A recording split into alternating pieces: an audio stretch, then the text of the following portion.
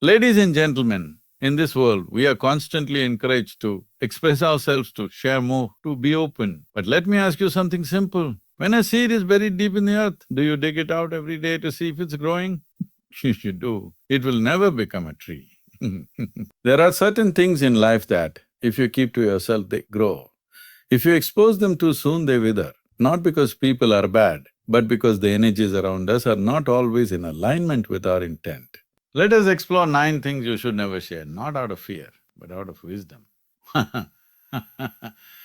Air needs but it needs protection. The same way your dreams are real dreams, your real dreams are real. The moment you speak too much about them, they become a subject for opinions, judgments and even ridicule.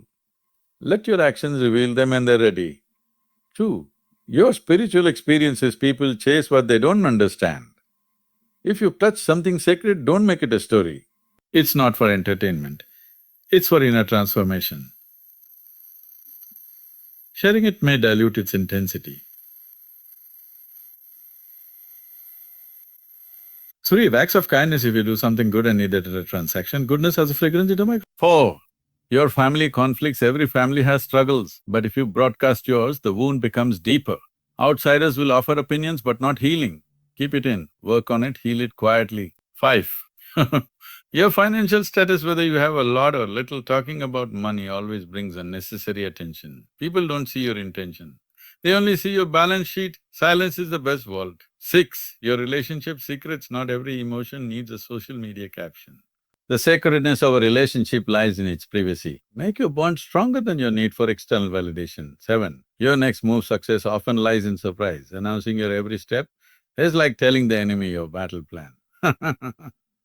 Be still, move silently, arrive unexpectedly. Eight, your weakness is not everyone who listens to understand. Some listen to you, share your vulnerability only with those who can hold it gently, not those who may weaponize it. Nine, what others have told you in confidence, trust sacred thing. If someone poured their heart out to you, it's not a story for your evening tea.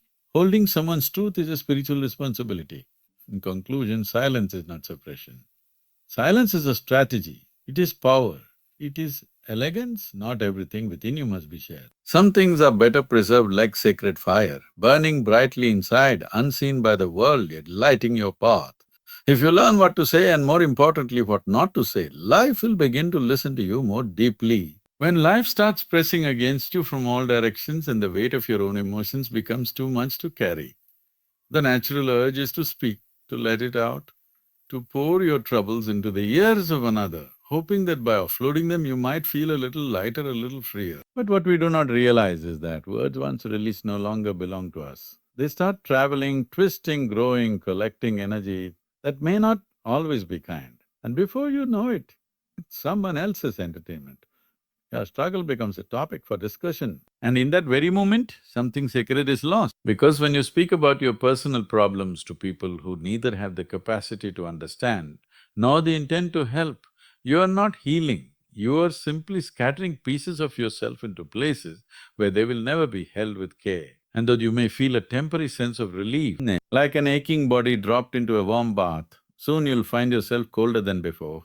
For the water was never meant to hold your fire, and not every ear deserves to hear the whisper of your wounds. There is a kind of dignity in suffering silently, not as suppression but as spiritual composting, where you let your pain ferment in the quiet corners of your soul, not to be buried forever, but to be transformed into strength, into wisdom, into clarity. And this alchemy does not happen under the bright lights of social attention, it happens in stillness, in solitude, in sacred silence where you are not begging for sympathy but building your spine. Because let us be honest, the world is not always gentle, and when you reveal your personal struggles, there are some who will nod with concern but smile within. There are others who will use your cracks to squeeze in their judgments in. And if you will carry your story not like a prayer, but like a rumor, and if you are not careful, your private sorrow will become public noise, echoing in spaces where it never belonged. And I'm not saying you should bottle up your feelings till you break. No, that is not the way either, but choose carefully. Choosing where to light the lamp, speak only to those whose silence is deeper than your pain, whose presence alone can calm your chaos without a single word. For such people are rare and their company is not found by chance, but by awareness. Most people, even with good intent, will listen to your problems through the filter of their own experiences, and their advice will be colored by their own fears, biases, and unhealed wounds. So, what you receive may not be clarity but confusion, not healing but heaviness, because empathy without wisdom can sometimes be more dangerous than indifference. So, it is not selfish to hold your troubles close. It is not pride to remain silent when you are hurting. Sometimes it is the most loving thing you can do for yourself and for others, because in that silence something deeper begins to awaken. Not the noise of the mind, but the intelligence of the inner being, not a solution imposed from outside, but a knowing that rises from within.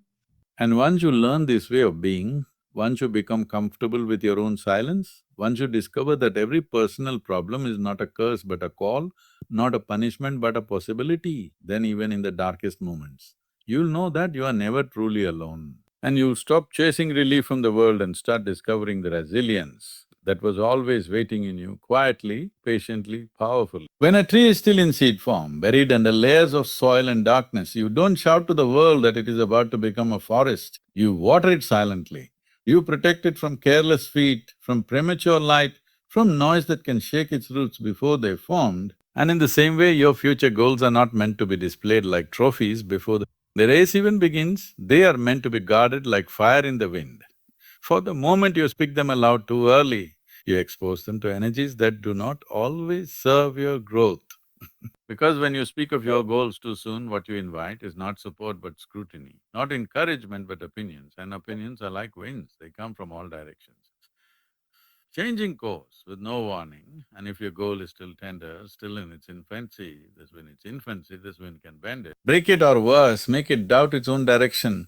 And suddenly, the goal that once came from a place of clarity begins to shrink under the weight of external expectations. People will ask questions not to understand but to evaluate. They will compare your path with theirs or with someone else's. And the more you explain your inner calling to minds that cannot hear its voice, the more you lose connection with the source from where it came. Because a vision is not built with words, it is built with silence, with consistent action, with the scene, and every time you speak it carelessly, you leak a little bit of its sacredness. It's not that people are malicious, most are simply distracted, entangled in their own noise, and when they hear about your goals, their reactions are just reflections of their own fears, limitations or regrets.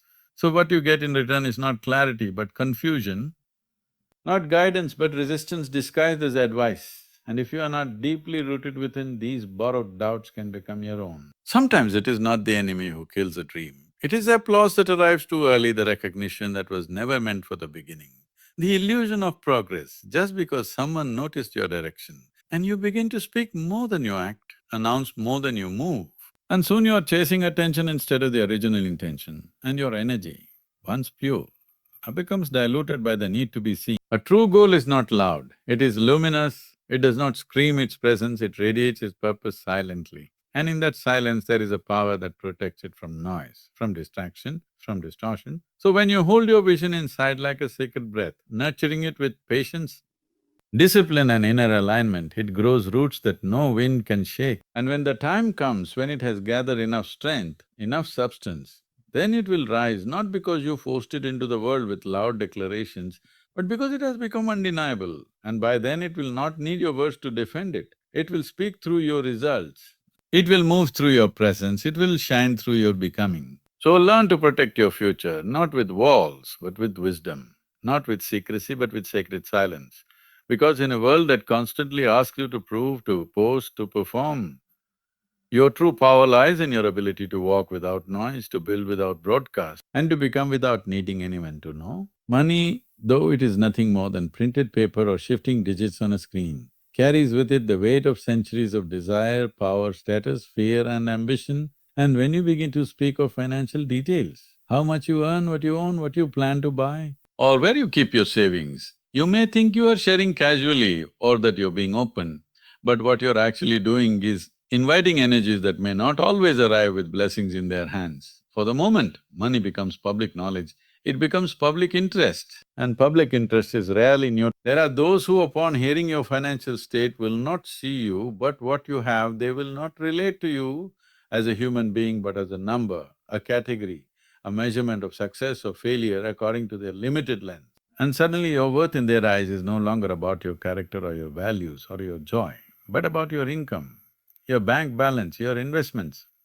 And this is not connection, this is calculation disguised as concern. And then there are others who, upon knowing your financial details, will feel envy. Not because they are evil, but because comparison is the disease of the unconscious mind. And when people compare, they often do not see your hard work or sacrifices or sleepless nights. They just see what you have and what they don't. And silently, unknowingly, they begin to emit thoughts that are not always kind, not always clean. And this is not superstition. It is energetic reality, for thought is a force, and when enough attention is placed upon your abundance, that energy starts pulling at it. On the other hand, if your financial details reveal struggle or lack, then again you are not met with compassion but often with pity or worse, with unsolicited advice from those who know nothing of your path yet feel entitled to offer judgment as help. And in that moment, your vulnerability becomes a spectacle, your honesty becomes a wound in the hands of careless minds, and your dignity is slowly eroded by the gaze of people who cannot carry what you reveal. Balance in the realm of finance is not deception, it is discretion. And discretion is not about hiding, it is about holding something in its rightful space. Just like you don't leave precious jewelry lying around in public, hoping no one will take it in the same way.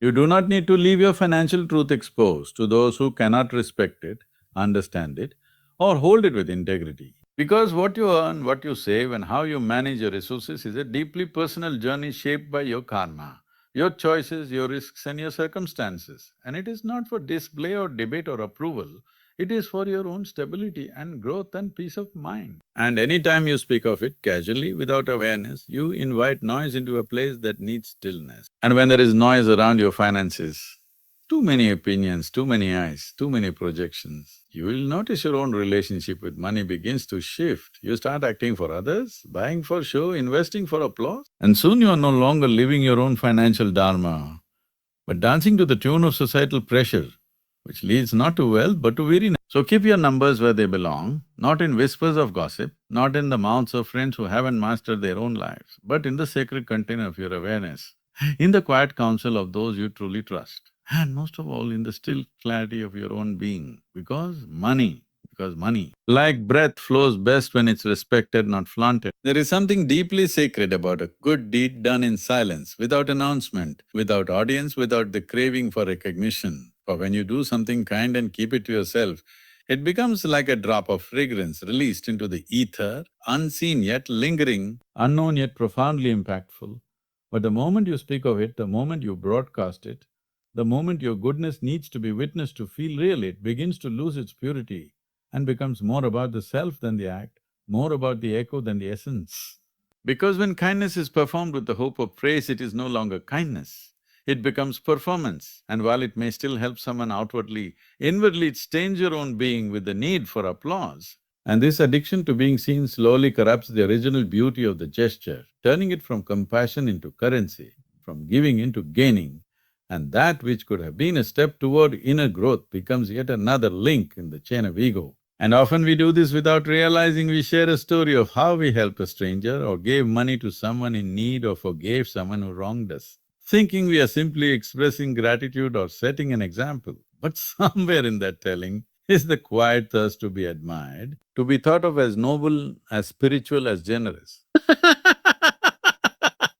And if we are not, we start building our identity not on truth but on curated acts of goodness made public for True goodness does not need light to shine. It does not need witnesses to validate its worth, in fact. The more quietly it is done, the more powerful it becomes. Because in that stillness, the act dissolves into the fabric of existence, and what you gave no longer belongs to the story of you. It becomes part of the invisible grace that flows through the world, touching places you may never know, affecting lives you may never meet. There is an ancient beauty in becoming invisible in your giving, not out of shame but out of sacredness.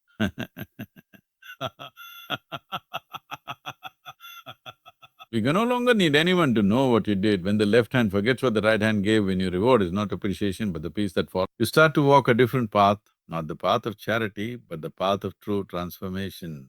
And if you must share a story, let it be one that glorifies not you, but the truth you discovered through the giving. Let it be not about your goodness, but about the miracle of how even the smallest act can become a bridge, a healing, a ripple, And even then, speak not with pride but with reverence. Not to raise yourself, but to raise the awareness of what kindness truly means when the ego is not involved. For the moment your good deed becomes a tool for self-promotion, for image building, for being perceived a certain way, it ceases to be a spiritual act and becomes another product on the shelf of your public identity.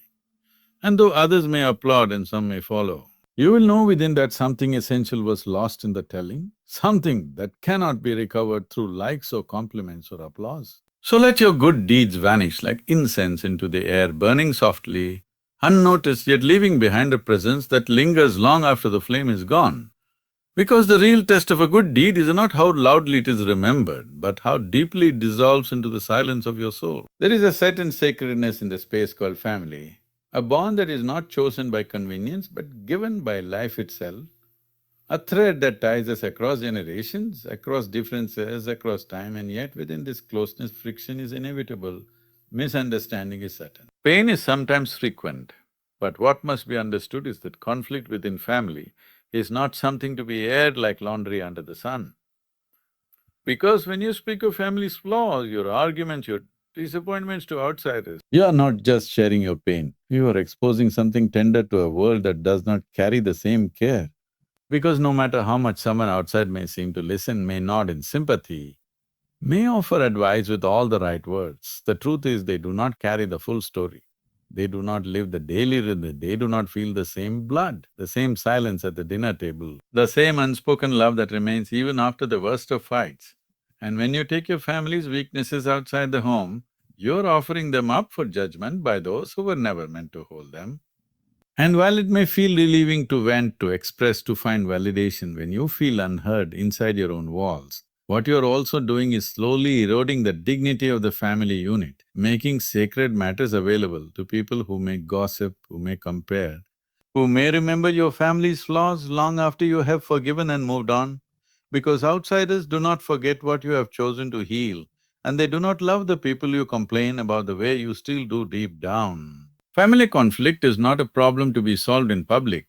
It is a wound that must be cleaned in silence, dressed in trust, and allowed to heal behind closed doors, because once too many voices enter, once too many opinions pour in, what was once a small spark becomes a wildfire, and suddenly what needed compassion becomes a competition of who is more right, who is more wrong, who deserves to be blamed. And you must understand that not everyone is emotionally equipped to hear the messiness of your family and hold it without judgment. Not everyone can hear your father's anger or your mother's silence or your siblings' mistakes and still look at them through eyes of humanity.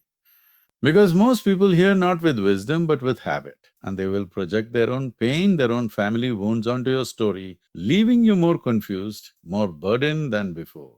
Silence here is not suppression, it is protection, not denial of truth but honoring of the bond. And it does not mean you pretend everything is fine, it means you choose to be careful with your words.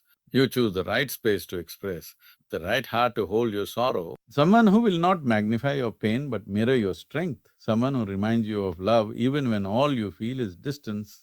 And even when you feel the urge to speak out, to tell the world how unfair, how difficult, how painful it has been, pause and ask, will this sharing bring healing or just heat? Will it bring understanding or just reaction? Will it help you see your family clearer? Or will it cloud your own heart with the opinions of others who do not carry your memories, your love, your blood? So protect your family conflict like a sacred fire. Tend to it within, breathe patience into it. Seek clarity through silence and remember that even in the most broken moments, there is still something holy about the ties that connect you, something that deserves not exposure but respect.